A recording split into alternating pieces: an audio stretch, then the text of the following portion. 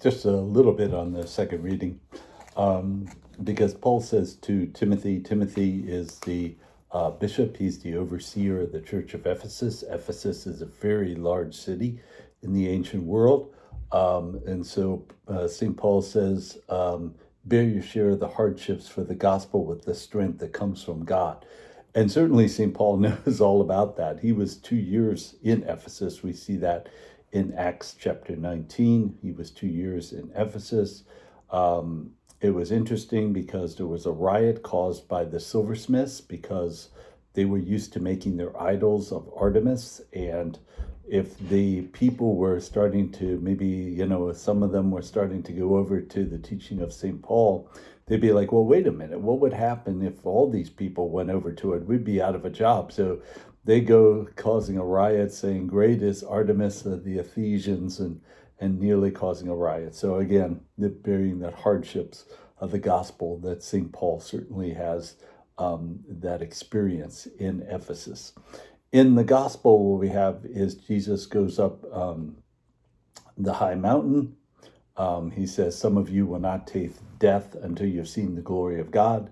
Then we have the transfiguration. I always like in the Gospel of Matthew, because in the Gospel of Matthew, it's clear that the transfiguration, being in chapter 17, that Jesus is setting his face toward Jerusalem to his passion and death. In the Gospel of Luke, it's much more muddied. When you have the transfiguration occurring in chapter 9, it's much more muddied. That what is the purpose? What is this? So again, in Matthew, it's much more clear. I like that clarity. The other thing is that some would say that the Mount of Transfiguration is Mount Hermon. And that's true if you were going to say it's a great and tall mountain. Mount Hermon is kind of on the border of the Golan Heights, the very far southeast part of Lebanon and also Syria. So it's on that border. It's kind of a, disputed area of Mount Hermon. Mount Hermon is indeed a tall mountain. It's the tallest of the mountains around there. But again, so if it's just a matter of going to a high mountain, certainly Hermon would be the one.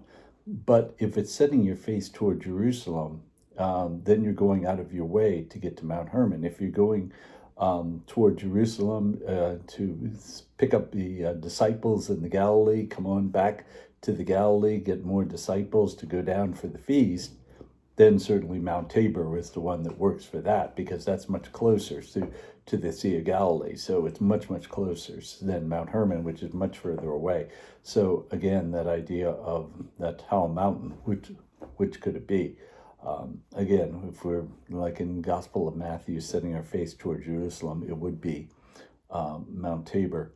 So he goes up the high mountain. The Lord appears with Elijah and Moses, and Peter says, "This is great. Let's build the tents here. Let's have the people come to us. One for Moses, one for Elijah, and one for you. Let's do it. Let's have this on the high mountain." And again, one of the problems with the apostles is that Jesus wants them to go out to the rest of the world to spread the gospel message. Instead, what we see in Jerusalem with Jesus after his ascension is that they're building up this ministry in Jerusalem, and certainly there were a lot of things to do. Certainly there were a lot of people who were coming to hear the gospel message, but that's not what Jesus wanted. He didn't want the people to come just to them. He wanted them to go out to the world, and so it takes local persecutions to kind of drive them away from Jerusalem. Same thing here is that you have these tents. Well, it's great, but it's not that this is going to be where people are going to come and experience us. So the Father says, "This is my beloved Son, whom I am well pleased." Listen to him. When that occurs, that only Jesus is there alone. And so really, it's really giving them an experience to help them to understand that passion and death was not something that happened by happenstance. It was not that, oh, this poor innocent man which he truly was a poor and innocent man, but it was not by without God's foreknowledge, without God's plan, that he received his passion and death on the cross to save us from our sins. So what happens is the Jesus is deaf. They're alone. They come down the mountain. They don't really understand what occurred, but again, they will begin to understand later. They will begin to understand that Jesus voluntarily went to his passion and death. Certainly, the government leaders were going to conspire. Certainly, the religious leaders were going to conspire. But again, if, as Jesus said, if God the Father didn't want this to occur, he would have sent legions of angels to prevent it. So again, that idea of that glory, that the apostles see that glory before his passion and death, and then begin to understand it later.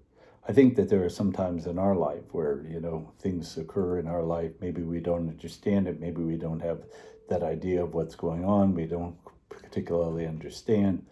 But at a later time, we begin to understand what happened. We begin to understand the Lord's plan in our life that caused us to go through that particular thing, whether it be good or whether it be a challenge that sometimes we don't understand, but it then makes sense later. And I think the same thing can be said with the Transfiguration.